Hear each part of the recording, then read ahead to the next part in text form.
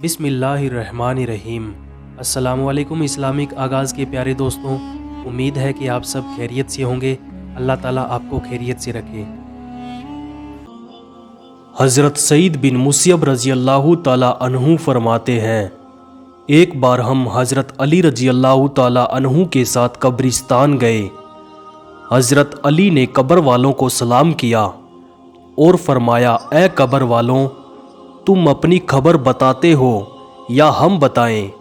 حضرت سعید بن مسیب رضی اللہ تعالیٰ عنہ فرماتے ہیں کہ ہم نے قبر سے آواز سنی اور کوئی کہنے والا کہہ رہا تھا، یا امیر المومنین، آپ ہی خبر بتا دیجئے کہ ہمارے مرنے کے بعد کیا ہوا؟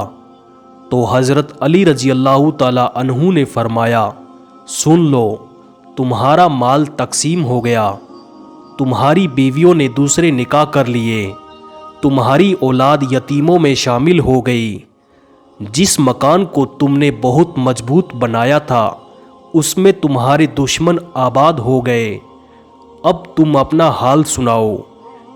یہ سن کر ایک قبر سے آواز آنے لگی، یا امیر المومنین، کفن تار تار ہو گئے، بال جھڑ کر منتشر ہو گئے، ہماری کھالیں ٹکڑے ٹکڑے ہو گئی، آنکھیں بہہ کر رخساروں پر آ گئی، ہمارے نتنوں سے پیپ جاری ہے، اور ہم نے جو کچھ آگے بھیجا اسی کو پایا، اور جو کچھ پیچھے چھوڑا اس میں نقصان اٹھایا۔ حضور نبی کریم صلی اللہ تعالیٰ علیہ وآلہ وسلم نے ارشاد فرمایا کہ اس ذات کی قسم جس کے قبضۂ قدرت میں میری جان ہے، اگر لوگ اس کا یعنی مرنے والے کا ٹھکانہ دیکھ لیں اور اس کا کلام سن لیں تو مردے کو بھول جائیں اور اپنی جانوں پر روئیں۔ جب مردے کو تخت پر رکھ کر اٹھایا جاتا ہے تو اس کی روح فڑفڑا کر تخت پر بیٹھ کر ندا کرتی ہے، اے میرے اہل و عیال، دنیا تمہارے ساتھ اس طرح نہ کھیلے جیسا کہ اس نے میرے ساتھ کھیلا۔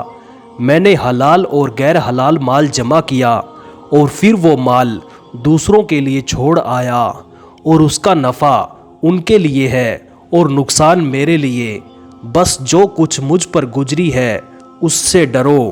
ہر جنازہ زبردست مبلغ ہے، گویا ہمیں پکار پکار کر کہتا ہے کہ اے میرے پیچھے رہ جانے والوں، جس طرح آج میں دنیا سے جا رہا ہوں، تمہیں بھی ایک دن میرے پیچھے پیچھے آنا ہے۔ ہمیں ایک دن مرنا پڑے گا، یہ تسلیم کرنے کے باوجود افسوس، زندگی کا انداز ایسا ہے گویا کبھی ہمیں مرنا ہی نہیں۔ حضرت حسن بصری رحمۃ اللہ علیہ ہمیں ایک دن مرنا پڑے گا کہ دعوے کی عملی تصویر تھے۔ ان کی زندگی کا انداز یہ تھا کہ ہر وقت اس طرح سہمے رہتے تھے جیسے انہیں سزائے موت سنا دی گئی ہو، جسے آج کل بلیک وارنٹ کہتے ہیں۔ جو بھی پیدا ہوا ہے اسے مرنا ہی پڑے گا، یعنی پیدا ہونے سے پہلے ہی اس کی روزی اور عمر کا تعین ہو گیا، بلکہ اس کے دفن ہونے کی جگہ بھی مقرر ہو چکی ہے۔ رحم مادر میں انسان کا پتلا بنانے کے لیے فرشتہ زمین کے اس حصے سے مٹی لاتا ہے جہاں یہ بندہ عمر گزارنے کے بعد دفن ہوگا، یعنی کہ اسی مٹی سے اسے بنایا جاتا ہے جس میں دفن ہونا ہے۔ بے شک اللہ تعالیٰ ہی روزی کا کفیل ہے، دنیا سے آخرت بہتر ہے۔ یہ دعویٰ کرنے کے باوجود افسوس، انداز صرف اور صرف دنیا کو بہتر بنانے والا ہے، دنیا کی دولت سمیٹنے ہی کی مصروفیت ہے، اور اس کے جینے کا طرز یہ ہے کہ دنیا سے کبھی جانا ہی نہیں۔ ناظرین، ہمیں گناہوں سے سچی توبہ کرنی چاہیے اور یہ بھی عہد کرنا چاہیے کہ آئندہ گناہوں سے بچ کر رہیں۔